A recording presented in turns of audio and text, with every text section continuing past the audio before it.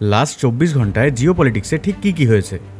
ইউএসের president Donald Trump ইরানকে last warning দিয়েছে, আগামী মঙ্গলবারের মধ্যে হরমুজ প্রণালী না খুললে ইরানের পাওয়ার প্ল্যান্ট এবং সমস্ত ব্রিজগুলি ধ্বংস করে দেওয়া হবে। ট্রাম্প এই দিনটিকে ভালোবেসে নাম দিয়েছে পাওয়ার প্ল্যান্ট ডে এবং ব্রিজ ডে। ইরানে ইউএসএ একটি অত্যন্ত রিস্কি রেস্কিউ মিশন চালিয়েছে। ইরানের পাহাড়ের দুর্গম এলাকা থেকে তাদের পাইলটকে রেস্কিউ করা হয়েছে বলে দাবি করা হয়েছে। ট্রাম্প এটাকে ইতিহাসের অন্যতম সাহসী মিশন বলে জানিয়েছে।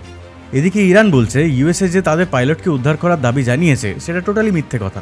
ইরান প্রথমবার কিছু ফুটেজেস পাবলিশ করেছে যেখানে ধ্বংস হয়ে যাওয়া ইউএসএর বিমানের ধ্বংসাবশেষ দেখা যাচ্ছে।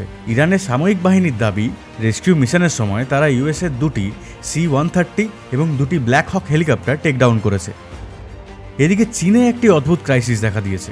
সেখানে বিউরিয়াল গ্রাউন্ড এতটাই এক্সপেন্সিভ আর দুষ্প্রাপ্য হয়ে গেছে যে মানুষ ছোট ছোট ফ্ল্যাট কিনছে এবং সেটাকে তাদের প্রিয়জনদের অস্থি রাখার জায়গা হিসেবে ইউজ করছে এবং সেটা অনেক সস্তাও পড়ছে তাদের। এদিকে ফ্রান্সে বিপুল পরিমাণে ফুয়েল ক্রাইসিস দেখা দিয়েছে। দেশের বিভিন্ন পেট্রোল পাম্পগুলিতে তেলের তীব্র অভাব দেখা গেছে, যার ফলে দীর্ঘ লাইন দেখা যাচ্ছে এবং সাপ্লাই চেনও ব্যাহত হচ্ছে।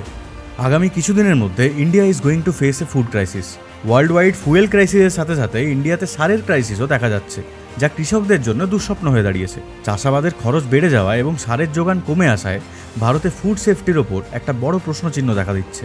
আপনার কি মনে হয় জিও পলিটিক্সে আগামী দিনে আর কি হতে চলেছে? কমেন্টে জানান।